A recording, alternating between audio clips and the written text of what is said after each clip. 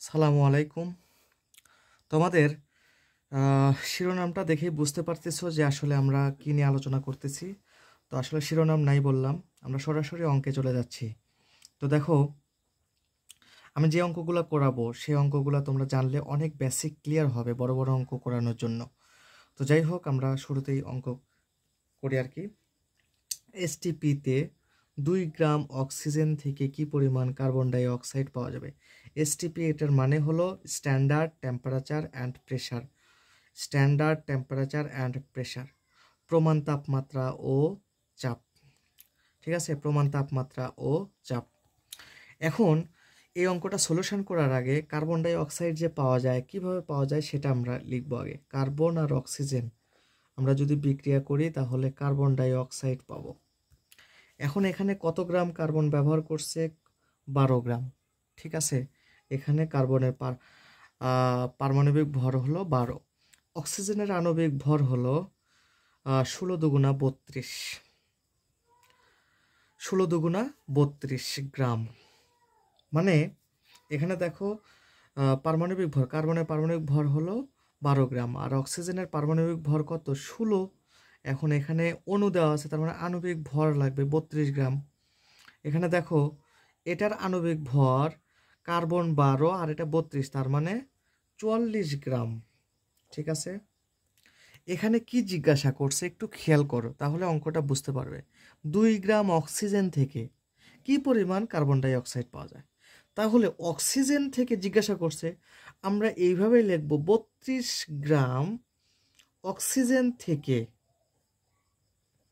আমরা carbon die oxide পাই কতটুকু? 44 গ্রাম। ঠিক আছে, তাহলে 1 গ্রাম অক্সিজেন থেকে কি পরিমাণ পাবো? 44 ভাগ 32।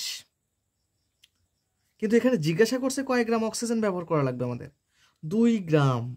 ঠিক আছে, তাহলে 2 গ্রাম অক্সিজেন ব্যবহার করার ফলে কি কি পাবো? 44 গুণন 2 ভাগ 32।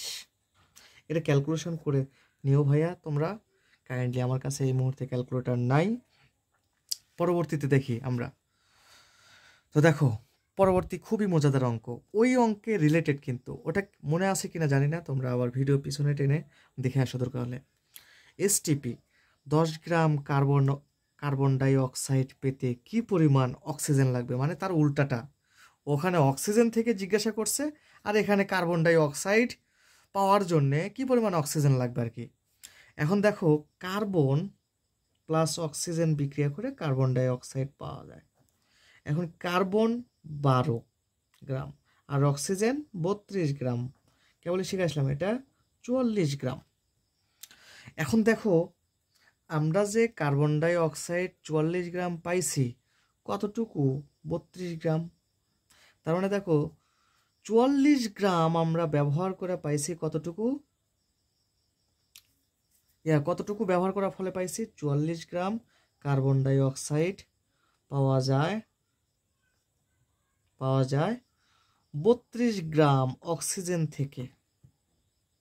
তাহলে 1 গ্রাম কার্বন ডাই অক্সাইড যদি ব্যবহার করো তাহলে কি হবে? 32 ভাগ 44। কিন্তু আমরা 10 গ্রাম যদি কার্বন ডাই অক্সাইড পাইতে চাই তাহলে কতটুকু অক্সিজেন লাগবে? তাহলে 10 গ্রাম কার্বন ডাই অক্সাইড পাওয়ার জন্য 32 গুণন 10 ভাগ 44। ঠিক আছে, এটা ক্যালকুলেশন করো ভাই। আমি যে কনসেপ্টটা নিয়ে আলোচনা করতেছি, তোমাদের মিনিমাম 20 থেকে 30টা বোর্ডের এমসিকিউ সলিউশন হয়ে গেল, আর অনেকগুলো সৃজনশীলের গয়ে বা ক্ষয়ে অঙ্কটা ঢুকা দেয় আর কি। অতএব তোমরা এটা একটু মনোযোগ সহকারে শেষ পর্যন্ত দেখো।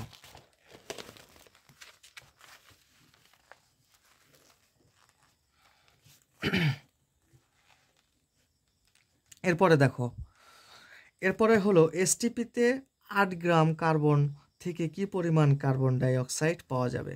আমরা বরাবরের মতোই আমরা ওই কাজটা করি আর কি, বিক্রিয়া।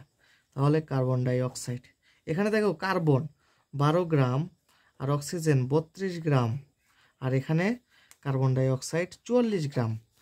তার মানে 12 গ্রাম 12 গ্রাম কার্বন ব্যবহার করছি, ব্যবহার করার ফলে 44 গ্রাম কার্বন ডাই অক্সাইড পাইছি, তাহলে সেটাই লিখি। 12 গ্রাম কার্বন ব্যবহার করে কার্বন ডাই অক্সাইড পাওয়া যায় কত? 44 গ্রাম। তাহলে 1 গ্রাম ব্যবহার করলে 44/12।